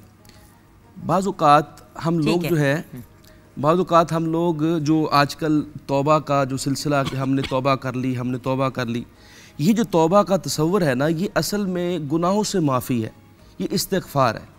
इस्तिग़फ़ार का जैसे फरमाया कि अल्लाह ताला से आप माफ़ी तलब कर रहे हैं, तो जैसे कोई इंसान अपना नुकसान कर लेता है तो इस्तिग़फ़ार से वो नुकसान का इज़ाला हो जाता है, ठीक है। तो तौबा का माना जो है वो गुनाहों से माफ़ी नहीं है, तौबा का माना अल्लाह की तरफ रुजू करना, और जब अल्लाह की तरफ रुजू करेंगे तो उसका आगाज़ नेकियों से होगा, और फिर आपने वो मिस्टेक रिपीट नहीं करनी। जी बिल्कुल। देखिए इस्तिग़फ़ार के बाद तो चले इंसान के अगर पैर डगमगा जाएं, कुछ ऊंच नीच हो जाए, आप कर सकते हैं सॉरी, लेकिन तौबा बेसिकली मीन्स के I am done, I am never doing this again. एक तरह से आप अल्लाह मियां को एक प्रॉमिस कर रहे हैं। आप इसको ऐसे कह लीजिए कि इसको कि इस्तिग़फ़ार एक डिफेंसिव पॉलिसी है और तौबा एक ऑफेंसिव या प्रोग्रेसिव पॉलिसी है। यानी आपने अपने गुनाहों को पहले माफ़ करवा लिया, आपने जो है वो, यानी आप जिस तरह एक फुटबॉल खेलते हैं 0 मीटर आप हो गए, हाँ, तो अब 0 मीटर हो गए, अब आप वहीं पे खड़े। अगर अब आपने गुनाहों से तौबा कर ली तो अब व्हाट नेक्स्ट, क्या किया आपने?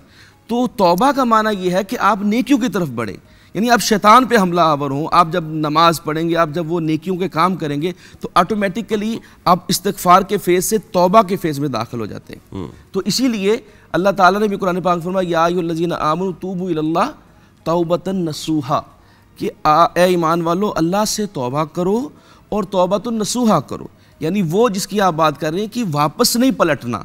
तो तौबतुन नसूहा जो नसीहत, यानी पाक साफ हो जाना, यानी दिल के। और इसको एक और बात थी जो उलमाए कराम हैं उन्होंने इस्तिग़फ़ार के माने बताएं कि एक तो ये ना कि हम ज़ुबान से इकरार करते हैं कि तौबा करना, बात यह इस्तिग़फ़ार के 3 हिस्से हैं। ज़ुबान से माफ़ी मांगना अल्लाह से, दिल में शर्मिंदगी और नदामत होना, और जिस्म से, अपने बदन से उस अमल को, उस गुनाह को तर्क कर देना। ये तीनों फेजेस जो हैं वो इस्तिग़फ़ार कहलाते हैं। तो जब इंसान गुनाहों से अपने आप को बरी कर लेता है, उसकी तरफ नहीं लौटता, इसीलिए हज़रत उमर फ़ारूक रज़ी अल्लाह ताला अन्हु, हज़रत उबई बिन काब से ये रिवायत है कि जुए शीर लाने के मुतरादिफ है कि इंसान उस गुनाह की तरफ नहीं लौटता।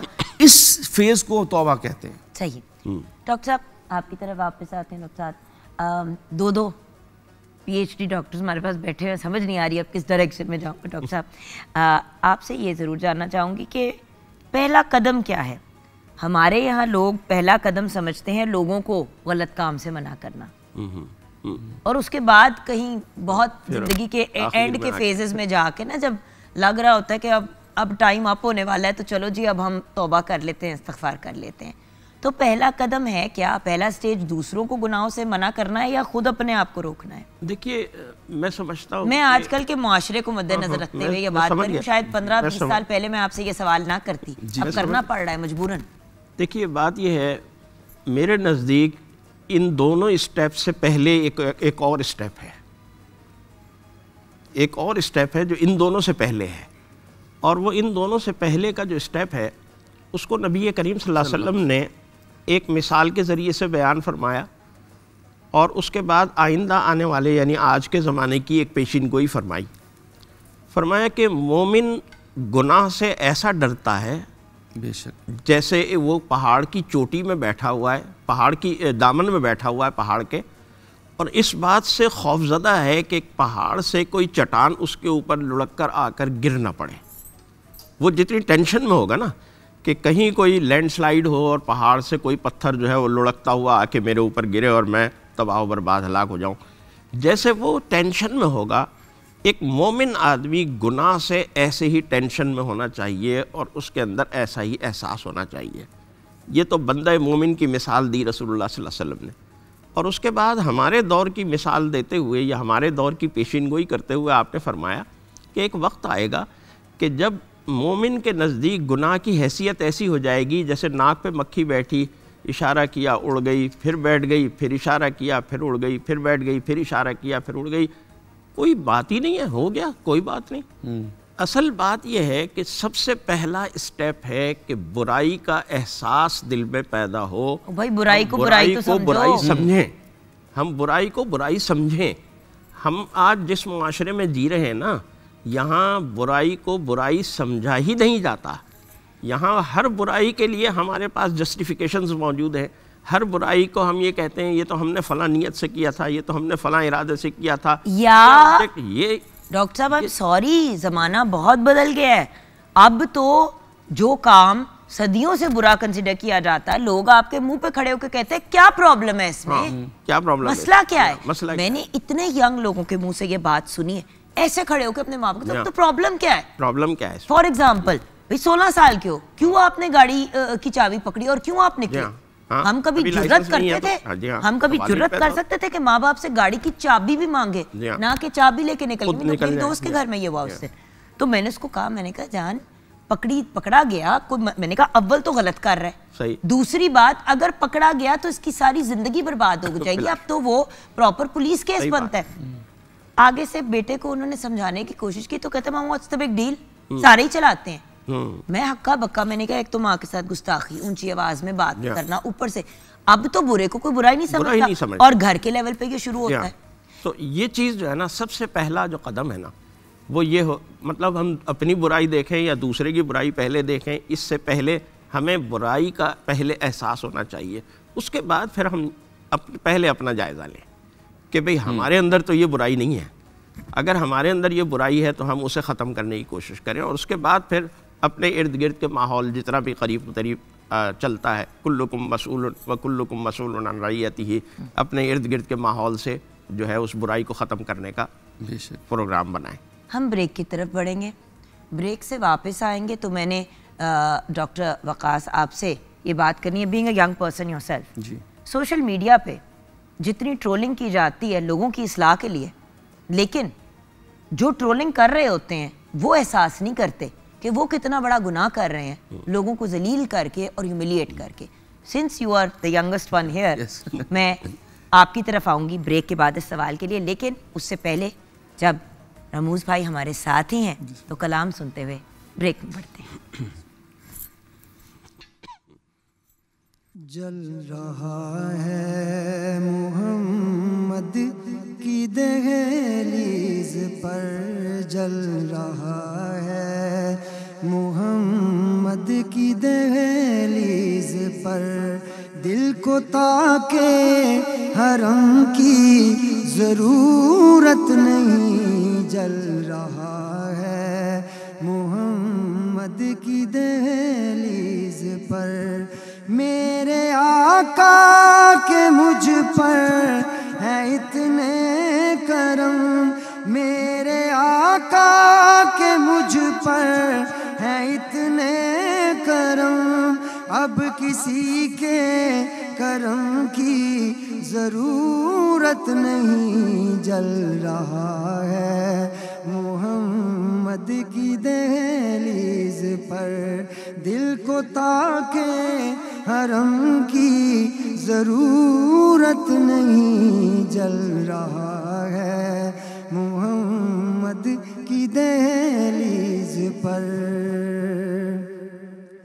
मेरी हर सांस इश्क़े नबी में ढले, ये वो सिक्का है उक़बा में भी जो चले, ये वो सिक्का है उक़बा में भी जो चले, सिर्फ दुनिया में जो खर्च की जा सके, मुझको ऐसी रकम की ज़रूरत नहीं, जल रहा है मोहम्मद की दहलीज पर। मेरे आका के मुझ पर है इतने करम, मेरे आका के मुझ पर है इतने करम, अब किसी के करम की ज़रूरत नहीं, जल रहा है मोहम्मद की दहलीज पर। काबो हसन के साथ लाएंगे वो, मेरी बख्शिश मुज़फ़्फ़र करा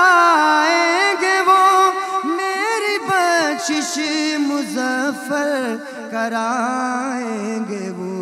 मैं हबीबे खुदा का परस्तार हूँ, मुझको महशर के गम की ज़रूरत नहीं। जल रहा है मुहम्मद की दहलीज पर मेरे आका के मुझ पर है इतने करम। मेरे आका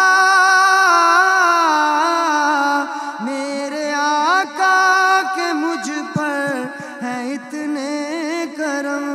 मेरे आका के मुझ पर है इतने करम।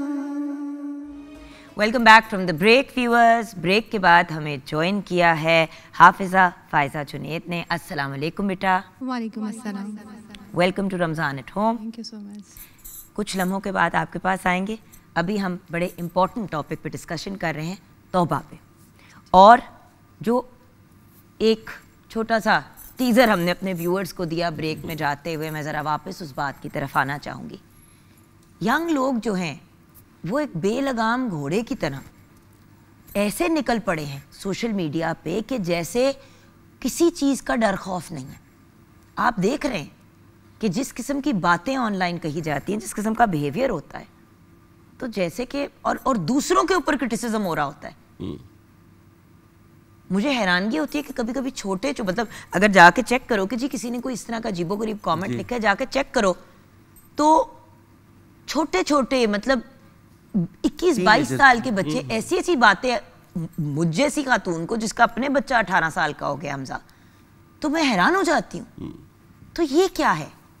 इन बच्चों को कोई तौबा का, कोई इस्तिग़फ़ार, किसी चीज़ का डर खौफ नहीं है और इनके घर वाले नहीं देखते। जी, इसमें पहली बात तो ये है कि ये लम्हा फ़िक्री है और जो सोशल मीडिया पे हमें चीज़ नज़र आ रही है वो इस बात की कासी कर रही है कि मुआशरे के अंदर जो बुराई है और वो किस स्पीड के साथ ट्रैवल कर रही है और हर क्योंकि ख़ास व आम को एक्सेस हासिल है, तो जैसी जहानत होती है, जिस तरह की तरबियत होती है, वही चीज़ें जो है वो आपको मीडिया पे, सोशल मीडिया पे नज़र आती हैं। जो आपने क्वेश्चन किया उसमें ये है कि देखिए रहनुमाई और रहबरी तो है वो तो सिर्फ हमें आका अलैहिस्सलाम से मिल सकती है। तो हुज़ूर अकरम सल्लल्लाहु अलैहि वसल्लम का बच्चों के हवाले से, टीनेजर्स के हवाले से जो खदशात का इजहार और फिर ये कहना कि जिस तरह आपने सुन रखा है कि अल्लाह ताला को वो तौबा पसंद है जो जवानी में की जाए। और उसके अलावा डॉक्टर साहब एहसास तो हो कि कुछ गलत कर रहे हो। सबसे बड़ी प्रॉब्लम यहाँ पे है कि तौबा और इस्तिग़फ़ार की तरफ इन बच्चों को लेके कैसे आए, उनको तो लगता ही नहीं है वो कुछ गलत कर रहे हैं, जो हम ब्रेक से पहले बात कर रहे हैं। देखिए, आप देखिए सूरह हुजरात है, सूरह हुजरात के अंदर अल्लाह ताला क्या फरमा रहा है? अल्लाह ताला फरमा रहा है पहले नंबर पे कि आपने ज़न को बेहतर रखना है, ज़ुन्नुल मोमिन खैरा, मोमिन के बारे में गुमान अच्छा रखना है। अब आप देखते हैं सोशल मीडिया पे ये चीज़ आपको नज़र नहीं आती, हम किसी के बारे में अच्छा गुमान नहीं, यानी बदगुमानी से अल्लाह ताला मना फरमा रहा है। और साथ ही फरमा रहा है कि फिर तजस्सुस नहीं करना, यानी आपने किसी के बारे में ये नहीं सोचना कि ये ऐसा होगा, उसके बारे में मुस्बत गुमान रखें, अच्छा गुमान रखें। और अगर आपको मालूम होता कि नहीं मैं शायद शक में मुब्तला हूँ तो शायद मैं चेक कर लूँ वाकई ये बंदा इस गुनाह के अंदर इन्वॉल्व है कि नहीं है, क्या ये इस तरह करप्ट है कि नहीं है, तो अल्लाह ताला ने तजस्सुस से मना कर दिया कि आपने तजस्सुस नहीं करना। और तीसरे नंबर पे फरमाया कि अगर आपको इल्म हो जाए कि तजस्सुस आपने किया या खुद ब खुद आपके पास इंफॉर्मेशन आ गई कि बंदा ठीक नहीं है, तो भी उसके सामने उसकी बुराई करनी है ताकि उसकी इस्लाह हो सके, पीठ पीछे बुराई नहीं हो सकती। तो सोशल मीडिया अगर आप मैं कहूँगा तो ये गीबत की अमाजगाह है, हर बंदा दूसरे के बारे में गीबत कर रहा है। जो बंदा, इसलिए तो अल्लाह फरमाता है कि आप मुर्दा भाई का गोश्त खा रहे हैं, कि आपको ये बात अच्छी लगती है कि आप मुर्दा भाई का गोश्त खाएं, तो फिर आप किस तरह गीबत कर सकते हैं। तो ये तीनों फेजेस जो अल्लाह ने बयान फरमाए हैं कि पहले अच्छे बंदे के बारे में, मोमिन के बारे में गुमान अच्छा रखें, फिर आप उसके बारे में तजस्सुस ना करें, क्यूरियस ना हो, और अगर आपको इल्म हो भी जाए तब भी आप उसकी इस्लाह के लिए उसके सामने बात ज़रूर करें। लेकिन होता यह है कि पीठ पीछे जो है वो आप को जब मौका मिल जाता है, जैसे सोशल मीडिया पे अवेलेबल है, तो लोग फिर जैसे आपने कहा कि शुतर बेमुहार हो चुके हैं, बेलगाम हो चुके हैं। और ये एक जो डायमेंशन जो हम सेट करने जा रहे हैं इस कौम की, इस नेशन की, ये एक भयानक सूरत हाल क्रिएट कर रही है। तो डॉक्टर साहब, बल्कि आप दोनों से ये सवाल है, हम किसी भी इंसान अब आपको नज़र आ रहा है कि एक इंसान गलत कर रहा है और गलत करता जा रहा है, उसको तौबा और इस्तिग़फ़ार की तरफ लेके कैसे आए? देखिए, तौबा और इस्तिग़फ़ार कैसे करनी है वो एक सेकेंडरी चीज़ है। आप देख रहे हैं आपका भाई है, आपकी बहन है, आपकी औलाद है,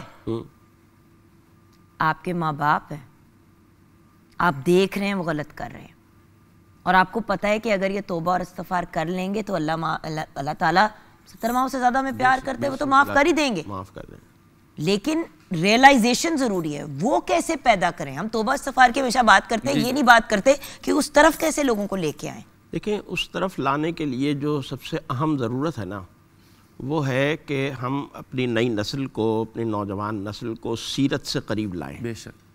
जब तक हम रसूलुल्लाह सल्लल्लाहु अलैहि वसल्लम की मोहब्बत, आपसे ताल्लुक़, आपकी सीरत का इल्म, आपके अखलाक, आपकी बुलंद अखलाक़ी, आपकी रिफ़त, जो मकाम है आपका मकाम बुलंद है, जब तक हम उसका एहसास नहीं पैदा करेंगे, वो मालूमात बच्चों में नहीं पैदा करेंगे, आपका हिल्म, आपकी बुर्दबारी, आपका बच्चों पर शफ़क़त, और ये एहसास नहीं पैदा करेंगे कि देखिए रसूलुल्लाह सल्लल्लाहु अलैहि वसल्लम ने ये बात इरशाद फरमाई है, 2 जुमलों में अपने पूरे मुआशरे को और पूरी सोसाइटी को बता दिया कि हमारे मुआशरे का फ़र्द कौन है।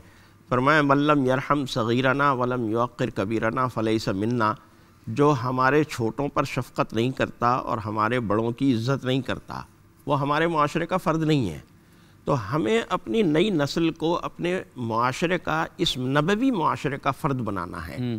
और वो नबवी मुआशरे का फ़र्द हम जब ही बना सकते हैं जब हम उनके अंदर रसूलुल्लाह सल्लल्लाहु अलैहि वसल्लम की सीरत और हयात से मुताल्लिक़ मालूमात भी पैदा करें, उनको किताबें पढ़वाएं, उनको तालीम दें, उनकी ऐसी तरबियत करें, उनकी ऐसी मैसेजिंग करें। हम यही टूल, यही मीडिया इस्तेमाल कर लें कि भाई जो मीडिया हम किसी की ग़ीबत के लिए इस्तेमाल कर रहे हैं, जो मैसेजिंग हम किसी की ग़ीबत का कर रहे हैं, उसके बजाय हम अगर रोज़ाना सीरत का एक पैगाम भेज दिया करें तो क्या उसमें बुराई है? वही तो बात है ना। देखिए उसका असर, देखिए डॉक्टर साहब, जब मैं आपसे इंस्पायर हुई तो ये 15-18 साल पहले की बात है। सही, राइट? उस वक्त मैं अपने यूथ में थी और मैं आपको देखती थी क्योंकि आप मोहब्बत से, प्यार से, खुलूस से एक्सप्लेन करते थे। अभी अगली जनरेशन बैठी हुई है, जब इस एज ग्रुप का एक यंग मैन बात करेगा तो और यंग लोग इनको देख के इंस्पायर होंगे। क्योंकि आप और मैं जब बात करेंगे, सीधी बात, उन्होंने कहा ये उम्र निकल गई, अब हमें समझा दे कि सीधी बात है। यंग लोगों के साथ हमने चलना है, उनके अंदाज में। नहीं, देखें, जिन लोगों की बात में असर होता है ना, आज भी ये सूरत हाल है कि जहाँ उन लोगों का प्रोग्राम होता है वहाँ नौजवानों के ठट लगे हुए होते हैं, वहाँ बैठने की जगह नहीं होती। बिल्कुल। उनको सुनने के लिए लोग कहाँ से आते हैं और किस तरह बेचैन होते हैं। तो इसका मतलब है कि असल में मीडिया को इस्तेमाल करने की ज़रूरत है कि हम मीडिया को इस तरह इस्तेमाल करें कि इस तरफ इसका रुख बदलें और इसके ज़रिए से नौजवानों की तरबियत करने का प्रोग्राम बनाएं। डॉक्टर साहब, हमारी आज की गुफ्तगू कंक्लूड करते हैं जी। तो बहुत अच्छा एलैबोरेट किया है डॉक्टर साहब ने, लेकिन मैं एक और इजाफा, यानी जिस तरह आपने कहा ना कि प्रॉब्लम क्या है, यानी नौजवान को हम किस तरह अपनी तरफ राग़िब कर सकते हैं, तो सबसे पहली चीज़ ये है कि मीडिया के थ्रू भी और असातिज़ा के थ्रू भी, हमारे जो एल्डर्स हैं उनके थ्रू हम ये करें कि अपने नौजवानों को हीरोज़ और हीरोइंस जो हैं हमारे, बिल्कुल असल, बिल्कुल सही है, उनकी तरफ राग़िब करें। हम बताएं कि हमारे असल में इस्लाफ में हीरोज़ कौन है और उसके बानी आका अलैहिस्सलाम होंगे, सहाबा कराम होंगे, अहले बैत होंगे। जब सैयदा का किरदार आप लोगों को बताएंगे, अपनी बच्चियों को बताएंगे, हज़रत खदीजा कुबरा का बताएंगे, तो ये जो हुजूर के अहले बैत थी और हुजूर के अहले बैत थे, मौला अली के बारे में बताएंगे, सैयद सिद्दीक़ अकबर के बारे में, तो खुलाफा के, जब आप इनकी सीरत को ये पहले ही लोगों के दरमियान, बच्चों के दरमियान, बच्चों के जहनों में ये बिठा दें कि ये हैं हमारे हीरोज़, तो जब हम उनको मेंशन कर देंगे हमारे हीरोज़, तो फिर हम उनको फॉलो करना शुरू कर देंगे। सही। Thank you so much for joining us. Always a pleasure and an honour. उस्ताद जब सामने हो तो वैसे ही इंसान जो है वो ज़रा सहमा हुआ होता है, लेकिन ये ऐसे उस्ताद हैं कि इतनी मोहब्बत और प्यार, शफ़क़त और उसके साथ दोस्ती के साथ लेके चलते हैं कि हर इंसान जो गुमराह होता है उसके रंग में ढल के उसको कन्विंस कर देते हैं कि यू आर ओके, आ जाओ, ठीक हो जाए। तो यहाँ पे हम अपने टॉपिक को कंक्लूड करते हैं। हमारे गेस्ट का बहुत बहुत शुक्रिया और इंशाल्लाह ज़िंदगी रही तो फिर मुलाकात होगी इंशाल्लाह। वैसे डॉक्टर साद, आप जहाँ पे भी होंगे मैं आपके पीछे पीछे ज़रूर आऊँगी, क्योंकि आपको पता है मेरे सवाल कभी नहीं ख़त्म हो सकते। बिल्कुल सही, हाजिर डन। सो यहाँ पे शो को कंक्लूड करते हैं और बढ़ते हैं अपनी बहुत ही प्यारी और टैलेंटेड हाफिज़ा फ़ायज़ा जुनैद की तरफ। जी बेटे, क्या पेश करोगे? मैं आज कलाम इकबाल जो है वो सुनाऊंगी आपको। सुभान अल्लाह। जी बेटे। लौह भी तू, कलम भी तू,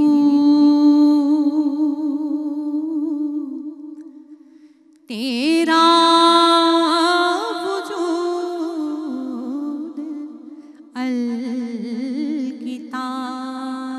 अल-किताब गुंबदे आबिगी नरंग तेरे मुहीत में हबाब लौह भी तू आला में आप खाक में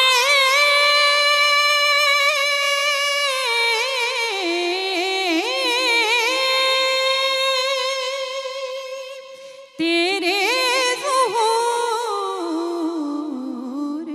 से फरोर आला में आप खाक में तेरे ज़ुहूर से फरोर ज़र्राए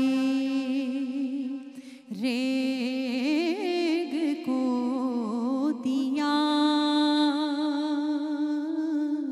तूने तुलूए आफ़ताब शौक तेरा अगर न हो